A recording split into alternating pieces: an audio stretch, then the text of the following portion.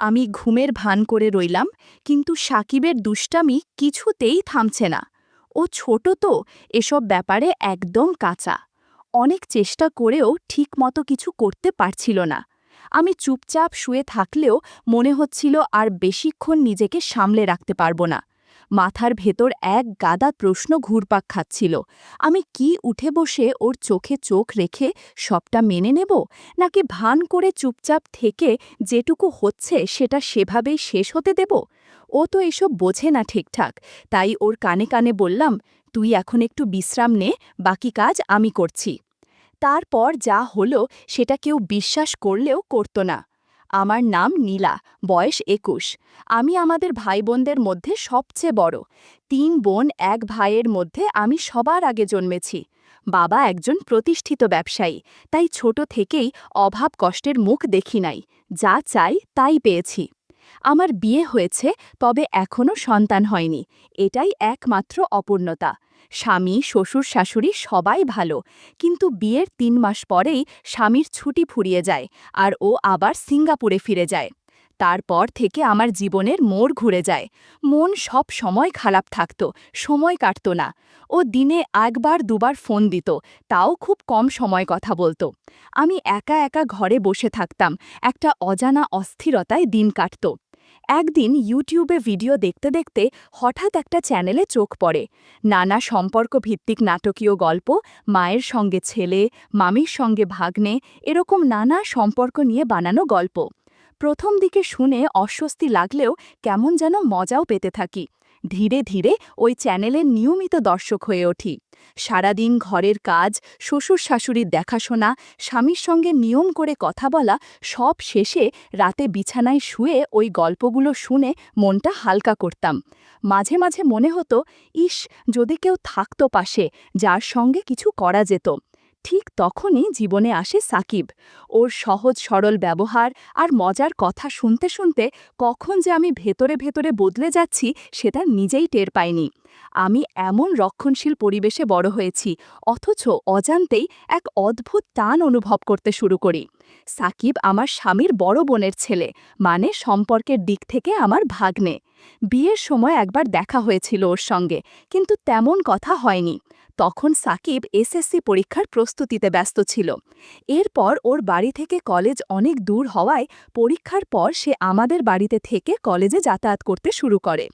আমাদের বাড়ি থেকে ওর কলেজ মাত্র ১০ মিনিট দূর। প্রতিদিন সাইকেল চালিয়ে ক্লাসে যেত সাকিব। আমাদের শ্বশুরবাড়িতে ঘরের সংখ্যা খুব বেশি না, শুধু একটা বড় ঘর ছিল। সাকিব যেহেতু পড়াশোনা করবে, তাই শ্বশুরমশাই বড় ঘরের পাশেই একটা ছোট ঘর তৈরি করে দিলেন ওর জন্য। সেখানে টেবিল, চেয়ার আর একটা খাটিয়া রাখা ছিল। তবে রাতের বেলায় সাকিব মূল বাড়ির ভেতরের একটা ফাঁকা রুমে ঘুমাতো। আমাদের বড় ঘরটাই ৩টে রুমে ভাগ করা। একটায় আমি থাকি, আরেকটায় শ্বশুর শাশুড়ি। মাঝখানের ঘরটা আগে ফাঁকা ছিল। সাকিব আসার পর ওখানে একটা খাট বসানো হয়, আর এখন সে সেখানেই রাতে ঘুমায়। পড়া শেষ করে রাত ১০টার পর ঘরে ফিরে ও মাঝখানের ঘরেই শুয়ে পড়ে। সাকিব বেশ ভালো ছাত্র, এসএসসিতে A+ পেয়েছে। কথাবার্তাও খুব কম বলে। না আছে বন্ধুদের সাথে আড্ডা, না আছে বাড়ির লোকজনের সঙ্গে খাতির। এমনকি ওর নানা নানিকেও ঠিকমতো কিছু বলে না। আর আমার সঙ্গে তো চোখ তুলে তাকায়ও না। খুব লাজুক আর চুপচাপ স্বভাবের ছেলে। আমার শ্বশুর শাশুড়ি দুজনেই বয়সে অনেকটা বড়। শ্বশুর মশাই চোখে কম দেখেন, তাই বাইরে কম বের হন। শাশুড়ি আবার এমন মোটা যে হাঁটা চলারই উপায় নেই। সারাক্ষণ বিছানায় শুয়ে থাকেন আর পান খান। শ্বশুর মাঝে মাঝে উঠোনে বা উঠোন পেরিয়ে বারান্দায় যান, কিন্তু শাশুড়িকে আজ পর্যন্ত বাইরে পা রাখতে দেখি নাই। যাই হোক, সাকিব আমাদের বাড়িতে এসেছে প্রায় ১ মাস হলো। এই কদিনে ও আমার সঙ্গে ঠিকমতো কথাও বলেনি। বুঝতে পারি আমার সামনে একটু লজ্জা পাই। আমরা একসাথেই খাই, কারণ শ্বশুর শাশুড়িকে তো বিছানায় বসেই খাওয়াতে হয়। আমি ওদের খাবার দিয়ে আসি, তারপর সাকিব আর আমি একসাথে খেয়ে নিই। সাকিব আসার পর আমার একটা সমস্যা হয়েছে, রাতের বেলা আর গল্প শোনা হয় না। আগের মতো ইউটিউবে গল্প চালু করলে মনে হয় কখন না সাকিব দরজা এসে ডাকে, মাম, দরজা খোলো। তাই গল্প ছেড়ে বসে থাকি, কখনো ফিরে আসবে। অনেক রাত পর্যন্ত পরেও, ১০টা, ১১টা, এমনকি কখনো কখনো ১২টাও বাজে। আমার প্রায়ই ঘুম চলে আসে। সাকিব যদি সামনের দরজায় ডেকে না পায় তখন ঘরের পাশে রান্নাঘরের দরজার দিকে গিয়ে ডাকে, কারণ আমার রুমটা ওই পাশেই। আমি তখন চট করে উঠে গিয়ে দরজা খুলে দিই। একদিন এমনই ঘটল। সেদিন রাত প্রায় 12:30 বাজে। আমি ঘুমে ঢুলে পড়েছি। সাকিব দরজায় 10-15 মিনিট ডেকে কোনো সাড়া না পেয়ে রান্নাঘর থেকে একটা মাছ ধরার ছিপ এনে জানালার ফাঁক দিয়ে হালকা গুঁতা মারল। ঘুম ভেঙে লাফ দিয়ে উঠলাম, গিয়ে দরজা খুললাম। আমি বললাম, তুই খা, আমি বাসন ধুয়ে নিই। ও বলল, মাম, আমি আজ খাবো না, আপনি ঘুমান। আমি অবাক হয়ে বললাম, কেন খাবি না? কেউ কি না খেয়ে ঘুমায়? সাকিব হেসে বলল, আপনার চোখে ঘুম, রোজ আপনাকে বিরক্ত করি। আজ অনেক রাত হয়ে গেছে, আপনি শুয়ে পড়ুন, আমি সকালে উঠে খেয়ে নেব। আমি বললাম, আমার কোনো কষ্ট হয় না, তুই যখন ইচ্ছা তখন এসে খেয়ে নিস, মাঝে মাঝে একটু ঘুম ধরে যায় আর কি। তখন সাকিব একটু থেমে বলল, আপনার জন্য আমি থাকি আর আপনি রোজ রাত জেগে থাকেন, এটা ঠিক না মাম। কাল থেকে আমি পড়ার ঘরেই থাকব, আর দাদু ঠাকুমার সঙ্গে খাবার দিলে আমাকেও ডেকে নিও, একসাথেই খেয়ে নেব। আমি বললাম, সন্ধ্যায় খেলে তো রাত জেগে পড়তে গিয়ে আবার ক্ষুধা পাবে, তখন কি খাবি? আর এত বড় ঘর থাকতে কেন ছোট ঘরে শুতে যাবি? আমি তো কখনো বলিনি তোর জন্য আমার সমস্যা হয়। তুই কি বাইরের কেউ? তুই তো আমাদেরই ঘরের ছেলে, তোকে তো এইটুকু করতে পারতেই পারি। সাকিব বলল, ঠিক আছে মাম, অনেক রাত হয়ে গেছে, এবার ঘুমাও, সকালে তোমার সাথে আলাপ করব। এটা বলেই ও সোজা গিয়ে ওর ঘরে শুয়ে পড়ল। আমিও উঠে এসে নিজের রুমে চলে এলাম। তবে যাই হোক, আজ প্রথম সাকিব এতটা কথা বলল আমার সাথে, অথচ একবারের জন্য চোখ তুলে তাকায়নি। এখন সকাল 8টা বাজে, সাকিব এখনো ঘুমায়। কাল অনেক রাতে ঘুমিয়েছে তো, তাই একটু বেশি ঘুমাচ্ছে। যদিও সাধারণত 6টায় উঠে উঠোনে একটু হাঁটে, তবে ওকে সকালে কখনো পড়তে বসতে দেখি না।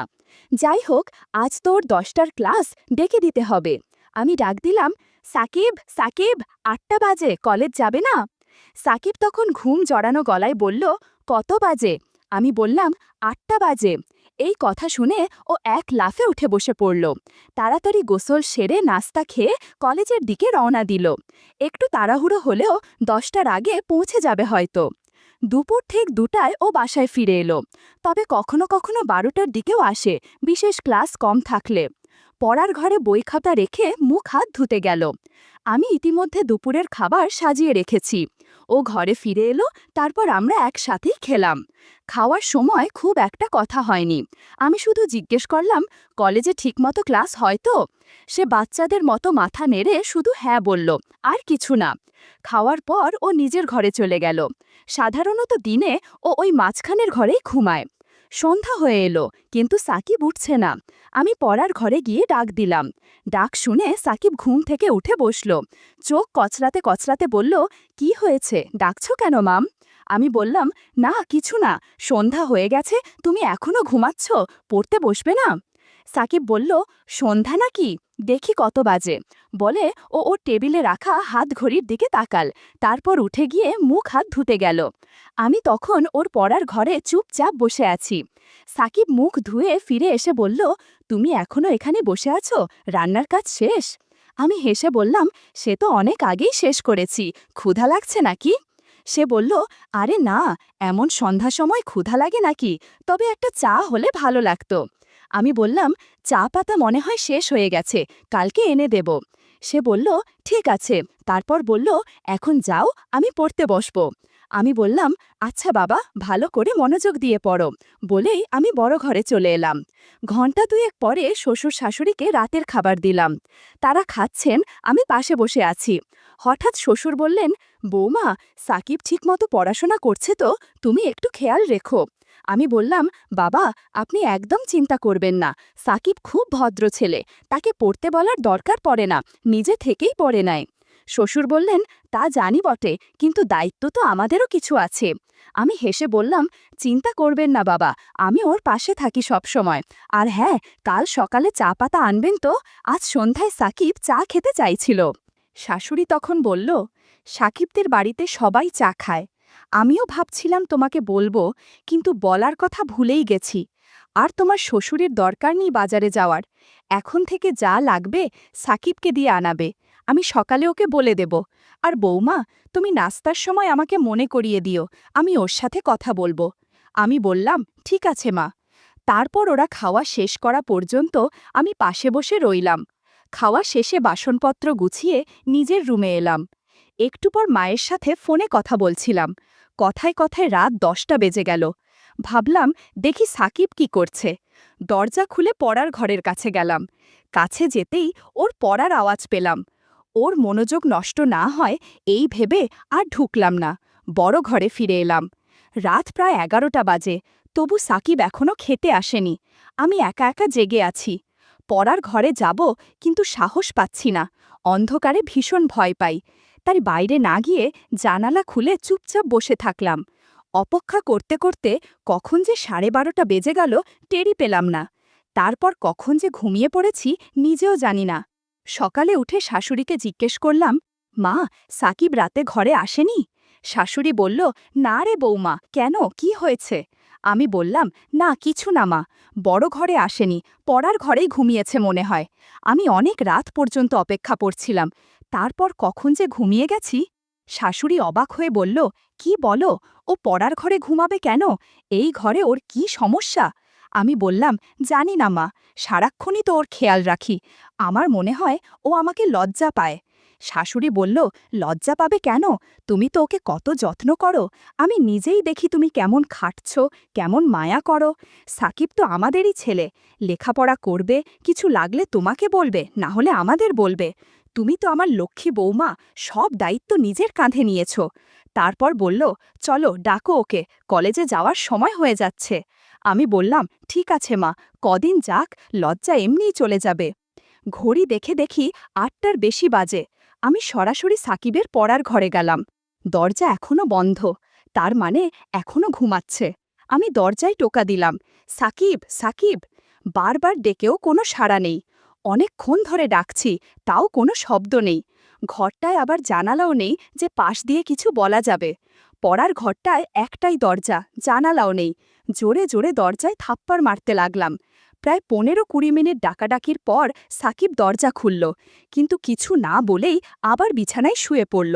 আমি ঘরে ঢুকে ওর মাথায় হাত রাখতেই বুঝলাম ওর শরীরে জ্বর, শরীরটা যেন পুড়ে যাচ্ছে। তড়িঘড়ি করে বড় ঘরে গিয়ে শাশুড়িকে বললাম। শাশুড়ি চলতে পারেন না, বললেন, বৌমা, ভেজা কাপড়ে শরীরটা মুছে দাও, কপালে জলপট্টি দাও। আমি তৎক্ষণাৎ পানি এনে ওর শরীর মুছে দিলাম, কপালে জলপট্টি দিলাম। প্রায় 1 ঘন্টা পাশে বসে থাকলাম। ধীরে ধীরে সাকিব চোখ খুলল। ওকে ধরে বসালাম। সাকিব বলল, রাতে জ্বরের সময় তোমাকে ডাকতে গিয়েছিলাম, কিন্তু তুমি ঘুমিয়ে গেছো দেখে আর ডাকিনি। আমি বললাম, এটা কোনো কথা হলো? তুমি অসুস্থ, আমাকে জোরে ডাকতে, জানালায় ধাক্কা দিতে পারতে, দরজায় লাথি মারতে, একা একা কষ্ট পেয়ে থেকেছ কেন? ও কিছুক্ষণ চুপ করে রইল, তারপর উঠে হাতমুখ ধুয়ে বড় ঘরে গেল। আমি ওর জন্য নাস্তা নিয়ে এলাম। নাস্তা করতে করতে জ্বর কিছুটা কমল। শরীর ঠিক ছিল না, তাই ও আজ কলেজে গেল না, বাড়িতেই হাঁটাহাঁটি করছিল। আমি রান্না করছিলাম, হঠাৎ দেখি সাকিব পেছনে দাঁড়িয়ে। আমি বললাম, কি ব্যাপার, রান্না শিখবে নাকি? সাকিব হেসে বলল, না, ভাবছিলাম তুমি একা একা কত কাজ করো, সবাইকে কত খেয়াল রাখো। সত্যি তুমি খুব ভালো। জানো কেন যে তোমার সাথে এতদিন কথা বলিনি? আসলে তোমাকে লজ্জা পেতাম, মেয়েদের সামনে সহজ হতে পারি না।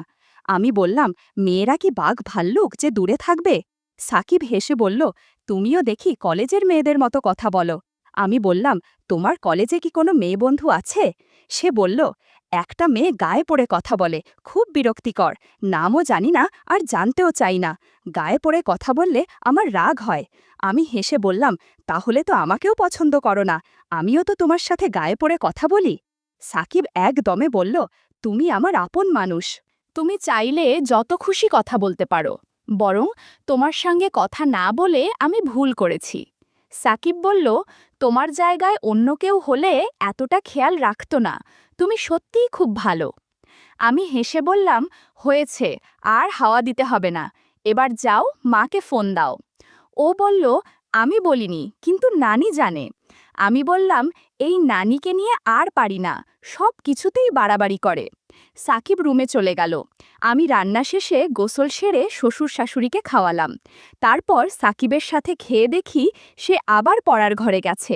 আমি গিয়ে বললাম, এই ঘরে ঘুমাইও না, বড় ঘরে এসো, আবার অসুস্থ হলে কি হবে? সাকিব আমার কথা শুনে বড় ঘরে এলো। আমি বললাম, তুমি চাইলে আমার রুমে ঘুমাও, আমি ঘুমাই না দুপুরে। সে আমার রুমে গিয়ে শুয়ে পড়ল। এদিকে শাশুড়ি পান খেতে গিয়ে চুনের কৌটা খুঁজে পাচ্ছিলেন না। কৌটা দিতে গিয়ে বললেন, সাকিব কোথায়? আমি বললাম, আমার রুমে ঘুমাচ্ছে, ও পড়ার ঘরে শুয়েছিল, কিন্তু শরীর খারাপ হতে পারে ভেবে আমি নিয়ে এসেছি।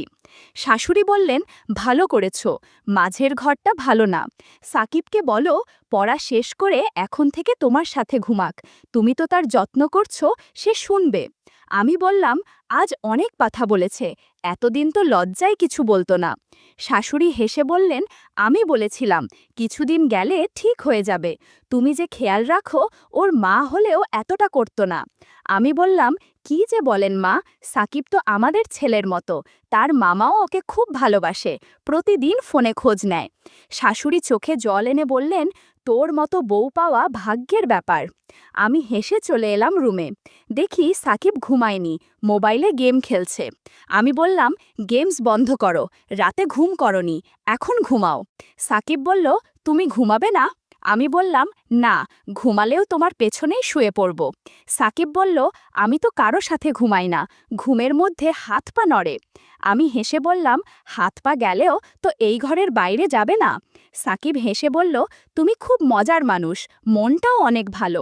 আমি বললাম, এই ভালো ভালো বলা লাগবে না। সন্ধ্যার দিকে আমি সাকিবকে ঘুমাতে বললাম। সে বলল, তুমি অনেক কাজ করো, একটু বিশ্রাম নাও, আমি তোমার মোবাইলে গেমস খেলি। আমি ঘুমিয়ে পড়লাম। জেগে দেখি সাকিব ঘরে নেই, উঠানে হাঁটছে।